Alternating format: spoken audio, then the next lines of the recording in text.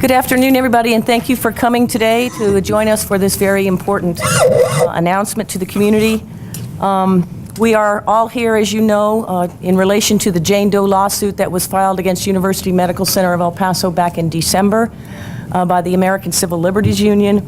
What we are here today is to tell you not about that case. We're not going to discuss the case, but we're here to tell you about what we've done, what we're doing, and what we will continue to do as we move forward. As you know, that case is still pending litigation, and so we will not today in any way be discussing the case or the allegations contained therein. We are only here to discuss, as I said, what we are going to do going forward and what we've already done in response. Our panel members today I'm about to introduce, but you'll note that our President and CEO, Mr. Jim Valenti, is not among them. Mr. Valenti is a member of a group called the Teaching Hospitals of Texas, and they had a long-scheduled quarterly board meeting in Austin during this very two-day frame. And we had made a commitment back to the community in January, early January, that we would make our report available to the community in 90 days. So we thought it was more important for us to proceed without him than to delay this important announcement to the community. So in his stead, we have joining us the chairman of the board of University Medical Center, Ms. Tracy Yellen. We have Laura Cavaretta, who is an attorney in private practice in San Antonio with extensive healthcare law experience. She is the author of the report that you just received.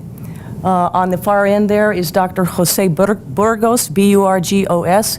He is a member of the medical staff here at University Medical Center. And to my immediate right, Mr. Blas Mesa. He is a registered nurse and the director of our emergency department. So with that said, I'm going to introduce Ms. Tracy Yellen, who will get us started. Thank you, Margaret. Good afternoon, everyone. Thank you so much for being here.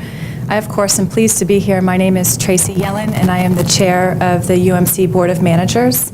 I have been on the Board of Managers for 6 years as a volunteer, and like all of us, we are deeply committed to the mission of the University Medical Center, which is to provide the highest quality, affordable health care for anyone who comes through our doors. UMC has a long tradition of respectful service in providing care to our patients.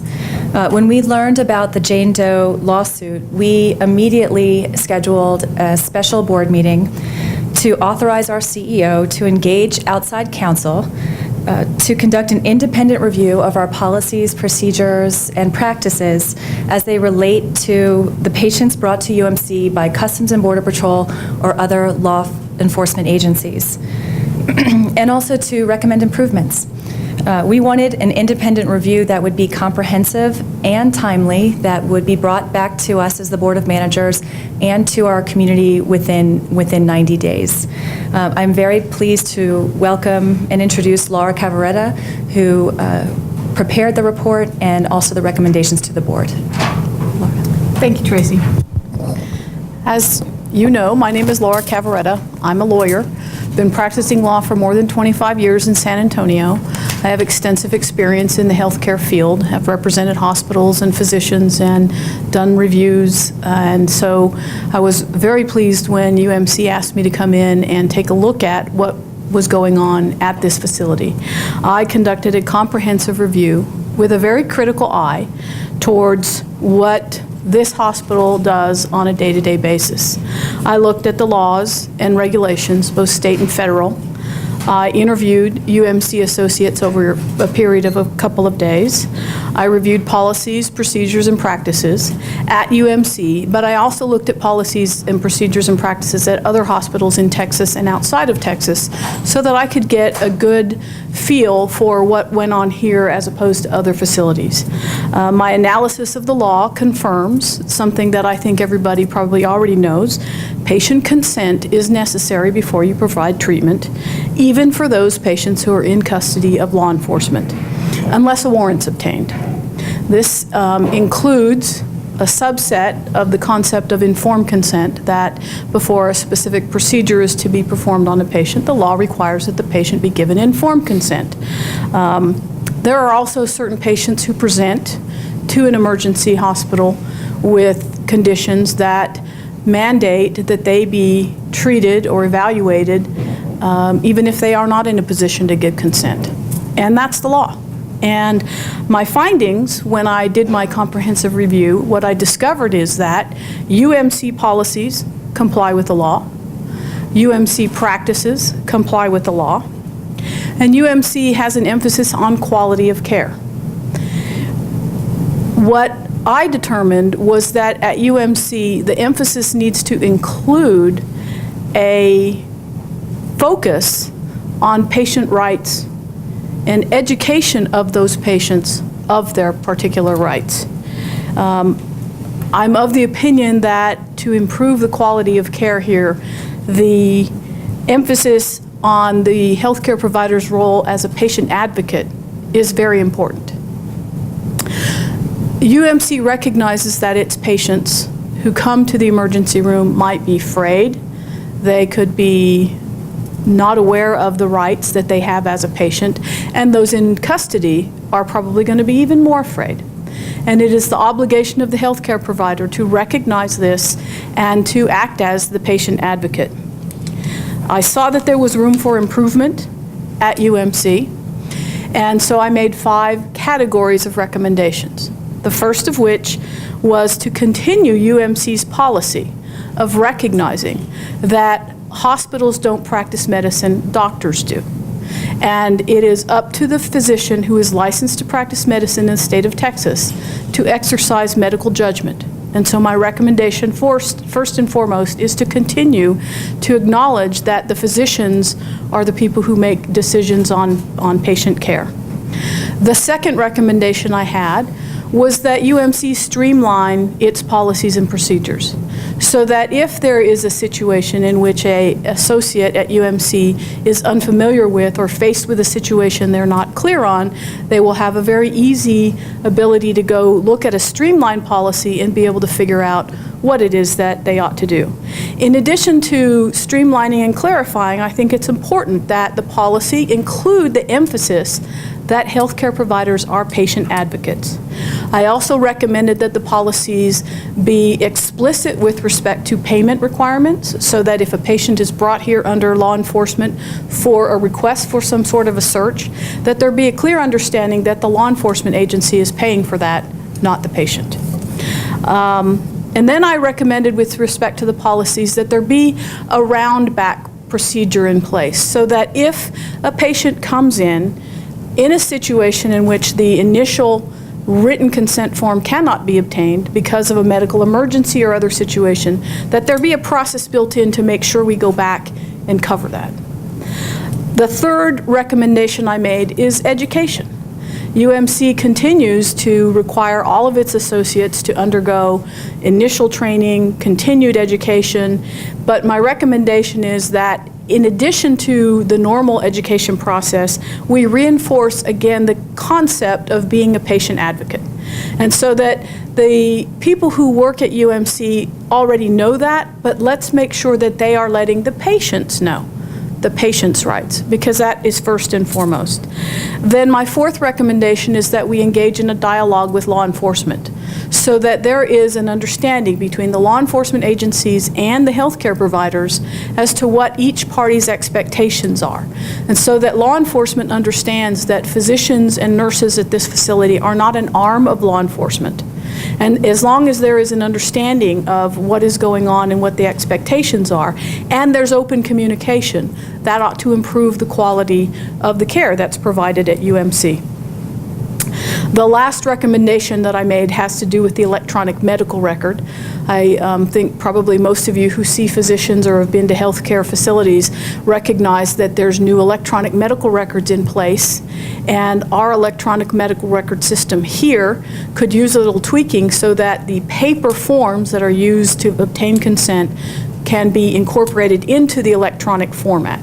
So I made these recommendations and gave my findings and my report to the board on Monday, and that resulted in us making this presentation today. Thank you. Thank you, Laura. So Laura said that the Board of Managers met on Monday in a special meeting to review this report and Laura's recommendations, and voted unanimously to adopt each of the 5 recommendations in the report that would be implemented immediately, and also to share the report and the recommendations with the community. As you can imagine, our overarching goal is to daily ensure the health and safety of our patients with the utmost dignity and respect. Thank you, ladies. As you heard, one of Ms. Cavaretta's main recommendations to us was that we streamline our policies and make them more clear and accessible to our associates and medical staff members. That process is underway. Numerous policies are being consolidated into one. For example, there's a policy about informed consent, there's a policy about general consent, and there's a policy about patients who are in the custody of law enforcement officers. We thought that it would be a very good idea to start the process of turning those 3 policies into one, so that all patients are treated exactly the same regardless of their reason for being here. And one of the other main recommendations by Ms. Cavaretta, as you heard, was the education of staff. And so with us here today is, as I said, Blas Mesa, who is the director of our emergency department, who is here to share with you some of the things that the medical center is already doing to ensure that patients know exactly what they are to do and when they're to do it, and to encourage them to become even greater patient advocates than they've been in the past. So, Blas? Good afternoon. My name is Blas Mesa. I'm a registered nurse. I've been an ER nurse here at University Medical Center now for a total of 13 years. Been the director of our ED now for 7 years. Most of you all know us as far as UMC as being a level 1 trauma center, but honestly, people don't just come here for trauma services. They come here due to medical emergencies, as well as injuries, and for a variety of reasons. We see approximately 60,000 patients a year. A small fraction of those involve patients being escorted by law enforcement. With all our emergency patients, we work to understand We work to understand what their medical issues are, and we receive consent and approval as far as to test. Based on a third-party report, we're in the process of educating our staff to educate our patients about their patient rights. Their rights don't stop or don't end at our door front. We've included 2 inpatient programs that we're now expanding to include our emergency department patients. One of them is not just informing them about their patient rights, but also giving them something that they can refer to, outlining their patient rights. We're also expanding our inpatient program called Speak Up Campaign. Our Speak Up campaign basically empowers the patient, makes them confident to ask questions about what's going on with their care, and not just about their care, any concerns that they may have. On behalf of our ED staff, physicians, we're very proud of the care we provide at our facility, and we look forward to improving it in any place we can. Now, representing the medical staff is Dr. Jose Burgos. Dr. Burgos is here today to offer you the clinical perspective on this whole issue. So, Dr. Burgos. Thank you very much. Yes, again, my name is Jose Burgos. I am an internal medicine physician, and I am the director of the hospitalist department here at UMC. I would like to start by mentioning that there is a universal rule that guides us physicians in the world, and is one cardinal rule that tells us how to practice medicine, and is first, do no harm. Means that whatever we do, whatever decision we make with the patient is directed towards a benefit. We always outweigh risk and benefits from any procedure as well as any therapy that we offer. Saying that, we respect the patient's independence to make their own decisions. And part of our job is that those decisions made by the patients are informed. Okay, we don't want them to leave them all alone making difficult decisions that might be life-threatening sometimes. Therefore, when a patient arrives to our hospital, regardless if it is the emergency department of any of our hospital floors, we are in charge of their medical cares. Why do I emphasize that? Because we are not an extension of any law enforcement agency. No physician in the world is. We are independent. When we say we, I don't mean we as a UMC. We as physicians, we are able to make our own decisions. And saying that, we work to understand what is the actual medical condition that is occurring at the moment, meaning that we assess our patients, we determine a diagnosis, and then we decide together with the patient what the therapy will be. This report was commissioned because of a question regarding body packing. For you that are not familiar with the word, body packing means when somebody conceals an illegal substance or drugs inside a body cavity, okay? It is important, and this is my message to the community. Body packing is a medical emergency because it is a potential life-threatening condition or a life-threatening event. So that's why people that have suspicion to be body packing, they are brought to a hospital, to any hospital, in order to seek medical care. Now, we don't do, overall, we don't search. We do medical assessments to determine if there is any danger to the patient's health. Now, we see very few cases of body packing a year, but they do exist. And sometimes we see them because they are brought by law enforcement agencies, but some of our cases, they are voluntarily walking in because they are concerned, or they are brought by family members or friends. Okay, so not all of them are related to law enforcement or a law case. And in all of these cases, regardless of the situation surrounding the patient, our priority as a medical team is to make certain that the patient is safe. Okay? Our emergency department has over 50 physicians. Some of them are medical residents, which are physicians in training. We as internists, we provide support to the emergency department as consultants. And as a team, our priority is always to preserve the patient dignity and to provide quality medical care. Thank you, Dr. Burgos. Thank you. Those are the group's opening statements, and so they'll be happy to answer your questions. But with the caveat, of course, that because of the pending litigation, we cannot discuss the particulars of the Jane Doe case. Yes, ma'am. You mentioned 2 cases of body packing. How many average a year? A handful in the last couple of years. We might say that out of all the patients that come to the hospital, maybe less than 5%. Can I clarify Yes, that, please. Ms. Mark? Like I said, I'm the director of the ED, and I track a lot of the census, and I track almost everything. In the emergency department, as far as patients that are escorted by law enforcement, I wanted just to clarify Dr. Burgos' response. I estimated, because I really haven't counted it, but I estimate less than 5% of our total population is escorted by law enforcement. And many of those patients that are transported to our facility actually come in because of chest pain and abdominal pain, which is understandable. They do have medical emergencies. Out of that group, there is a handful that actually come in with other reasons, such as seeking medical clearance, which is what the conditions that Dr. Burgos was looking for, was explaining. So to say 5% of our total population is for that purpose is not a true statement. It's actually a very, very small percentage of our total population. I hope that answers your question. Yeah, and it's more or less the average hospital population. I just want to make a comparison, like if there's 100 patients in the whole hospital, but there's only, say 5%, it's going to be like 5 people. You know, 100, it's minimum. We can repeat the number. Just tell people more or less. All right, let me give you some numbers, and you can determine that.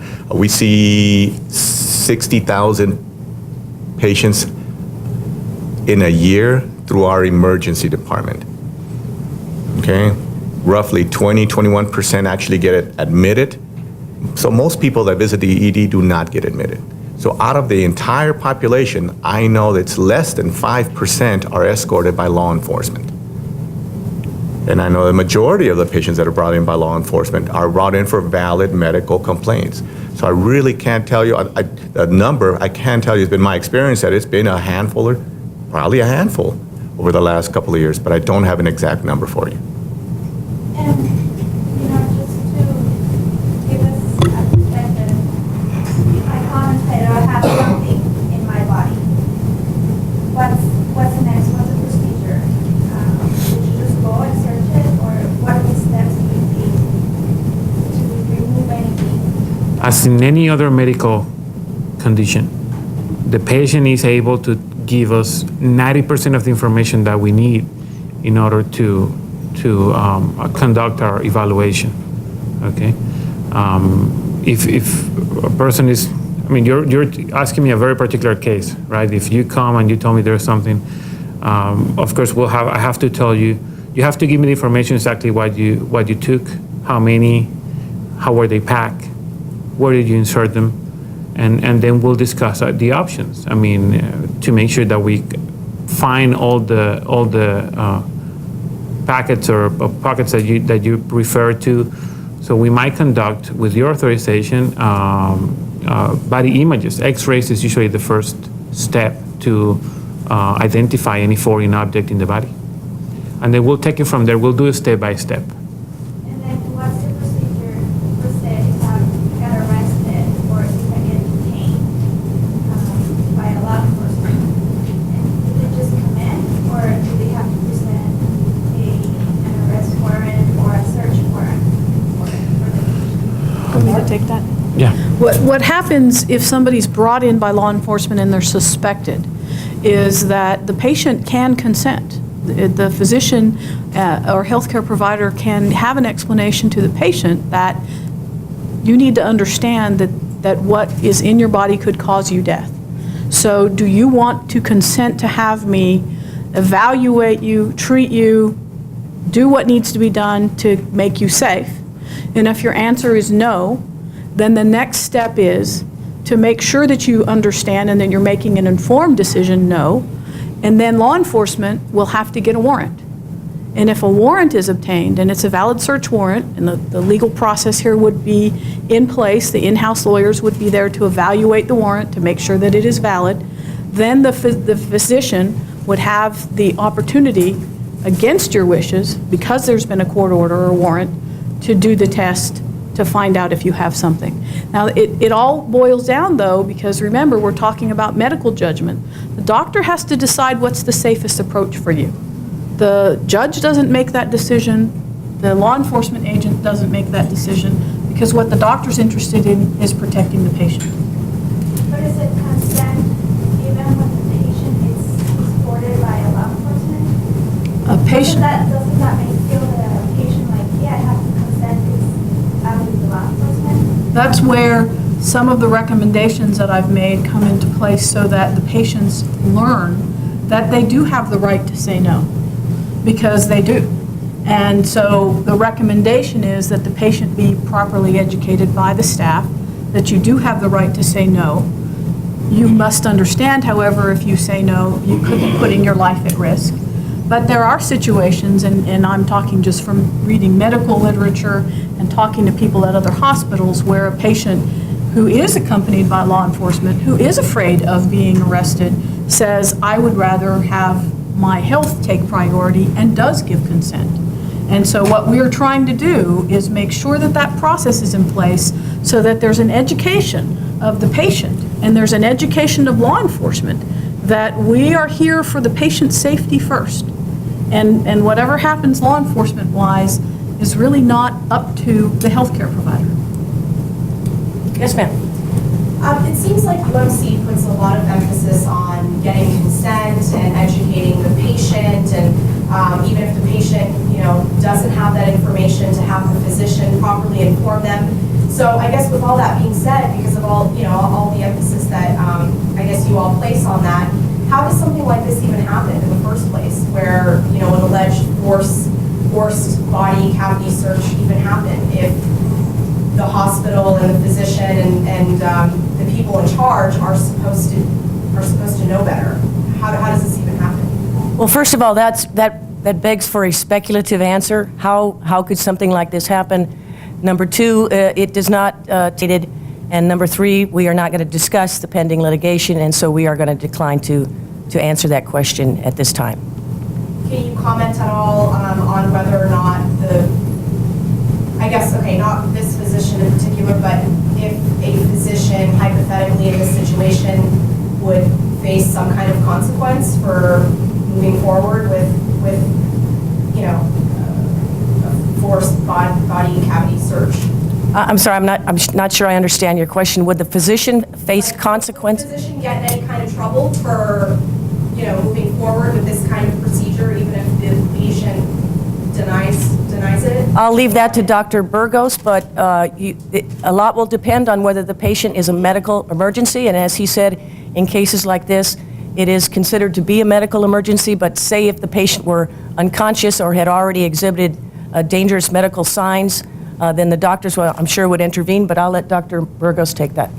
There are circumstances under which a patient might refuse any treatment. I mean, because this is a particular case, but this can relate to any other medical condition. It works the same way. So there are circumstances under which we can act just because it's a life-threatening condition and we're going to save the patient life by doing what we have to do. Okay? If the patient's mental status is not appropriate, it's a confused patient, somebody that cannot speak for himself, then we will definitely try to rule out any endangering condition. Okay? Now, if the patient doesn't accept and the patient is sound of mind and there is no other legal circumstances or like a warrant to tell us to do something in particular, then we will never do anything against the patient's will because our mission is to protect that patient's life. So the bottom line is, unless you have a warrant, you can't move forward with the person. Or if the patient is dying, pretty much. Other questions? I have a question. Just a little bit of clarification. I know one of the recommendations you made is to streamline the process. Is it up to, I'm kind of confused about the consent. Do you have to get it in writing, or is that something that they're going to talk about and maybe make later? Does it happen? Is it verbal consent, writing consent? Because I know you also talk about the inputting into the system. Right. The current policy requires that all patients sign a general consent form and that it be signed. Now, there are going to be situations where the patient is in a trauma, they're not in a position to sign, but the physician may talk to them and say, Mrs. Smith, this is what we need to do, we're going to take care of you, do you agree? What I've recommended in that situation is that the physician actually chart in the record, I spoke to the patient and she agreed to proceed with treatment. Because if you have that in the policy, then you've got just another layer. And then that's why I put in the round back recommendation, that now that the patient is stabilized and able to sign a piece of paper, then there'll be a round back procedure where somebody comes in and says, okay, Mrs. Smith, we stabilized you, we've gotten your situation taken care of, but now we need to monitor your blood pressure and we need to do the following things. We would like you to please give us your written consent. And so that's where that round-in procedure is, because we really want to make sure that any time a patient is in this facility, they're being treated and understanding their rights, because they can say, no, I really don't want to, I want to go home. And if they do that, we want to make sure that they understand the risks of going home. And that they sign the form called the against medical advice. Correct. Leaving against medical advice. Correct. Yes, ma'am. Is it the physician that sits down with the patient and explains to them, especially if they come in with law enforcement, because I imagine a lot of patients may feel intimidated if they walk in with law enforcement. So how do you make that patient feel comfortable enough to understand his or her rights and tell them, you don't have to do this just because there's a police officer here? Is that the physician who does that? I can answer that. It is a multi-step process. As physicians, we encounter the patient at some point during the care, but we have several people in the staff that talk to the patient and that address these issues. Even the nurses, they are probably the first line of contact. and then we come in. We try to, all of us try to provide the same information and let the patient know what they can do and what they can't. I understand that being in the emergency and just the case that you're referring, I mean, might be stressful, but still, we have to provide the same care to everybody, regardless of the situation. So it's kind of a lengthy process, you're saying? It is. It definitely is. Communicating and making sure that a patient understands can take time.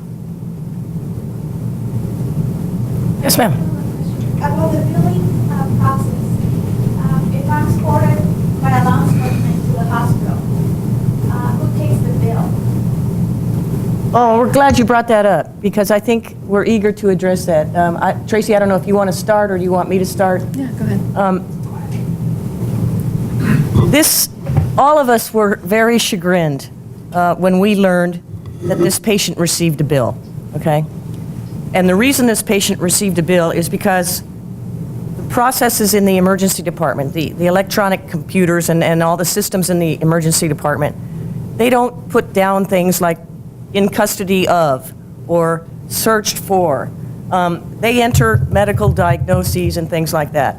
The finance people have another system, and that system says, okay, XYZ was done to this patient, that's DRG number 666, they code it this way, a bill gets generated, and normally it gets sent to the primary payer, which in the case of law enforcement would be, you send the bill to the law enforcement agency. If the law enforcement agency were to deny payment, just as if your insurance company were to deny a payment for something done to you, then the bill goes to you, the responsible party. And so that's what happened in this case. It was communicated to law enforcement that this would be their bill. The bill ended up being sent to the patient. The patient obviously was upset with that, and quite frankly, we don't blame her at all. We forgave that bill, and we are going forward instituting processes such as this computer speaks to this computer, and everybody's on the same page. So a patient in the custody of Customs and Border Protection or any other law enforcement agency that is here for that kind of medical evaluation will never receive a bill in the future. When you said that kind of medical evaluation, you mean the cavity search? Yes, ma'am. Yes, ma'am. Are you at all concerned that there may be other people out there who believe that they were victims of something similar to this case, Jane Doe case, but that they, may be afraid to come forward? Because, I guess nobody would have known about this had this lawsuit not happened. I'm not really sure how to answer that. Again, I think that kinds of calls for speculation. Are we concerned that other people may come forward? There's no way to know that. All we can say is that what we're here to do is to provide the highest quality care available and at our capability, and that's what our staff is committed to doing. We believe that we do a very good job at what we do. We're proud of the people who work here. They're very dedicated employees, and their only interest is the best interest of their patient. So to say that, somehow imply that this is a rampant problem in our medical center is, I would say, very, very much speculation on your part. So I really don't know how else to answer that question. And is this still, an ongoing investigation on your part, or is the investigation on UMC's part completed? We are always open to learning more, and so as we go through this process of educating staff and during our interactions with staff, if they were to say, well, I can remember a time when I went to look for this policy and I couldn't find it, or then we will continue going down that trail so that we can make sure the trail from now on is straight instead of jagged, and everybody's on the same highway and finding the same answers in the same place every time, so that we can do the right thing by every patient every day. Are you looking into the doctor at all who was involved in this case, or has he been cleared on the part of UMC? Well, that's quite frankly a personnel matter, and we're not in a position to discuss personnel matters. Yes, ma'am. If a patient comes in or a person in custody comes in with law enforcement and they refuse the search and there is no warrant in place, is that patient free to go, or does law enforcement keep them there until they can secure a warrant? I don't know. I may answer a part of that. If there is a concern that the patient might have some illegal substances that might be harmful, we'll keep that patient in observation, because if it becomes an emergency, a real emergency, we need to act to save that patient's life. So that patient will remain in observation, at least just monitoring symptoms, vital signs, and until we obtain the permission to actually look for the possible harmful substance. And let me just add to that the decision about whether or not to take somebody into custody, how long to keep them in custody, what they can do when they're in custody, that's all law enforcement decisions. So it's up to law enforcement to decide if they're going to release somebody or not going to release somebody. And then Dr. Burgos and the staff here make the decision on the medical side, what is in the best interest of this patient, not in terms of some sort of criminal prosecution, but in terms of their well-being and their health. Yes, sir. If the patient, is it, are the physicians responsible for the patient? Let's say law enforcement says, well, we want to take this patient back to wherever, okay, down to where the patient is. Dr. Burgos. And you say, no, I'd like to observe this patient. And he says, you know, goodbye. Now, what do? You tell the patient that they're being removed against medical advice? No, no law enforcement agency has the capacity to override a medical decision. Let me explain that better. If we think that the patient's life is still in danger and they want to take him, I don't think they will be taking them anywhere without our consent. We need to clear the patient first. And we actually, frankly, have never seen something like that happening. A patient is discharged from the hospital once we decide that the patient is cleared to be discharged from the hospital. I don't think it's possible. At least I haven't seen it happening. But that doesn't mean it doesn't occur. I mean, Again, that is a speculating onto something that might happen or not. I mean, here it hasn't happened. I've never dealt with that before, but it cannot happen.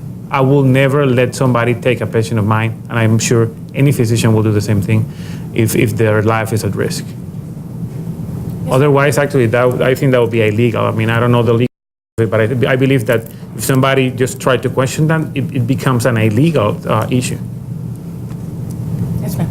What happens if law enforcement brings someone in, you know, accusing them of carrying some kind of contraband, and the patient tells you, no, I'm not carrying this, there's nothing in my system?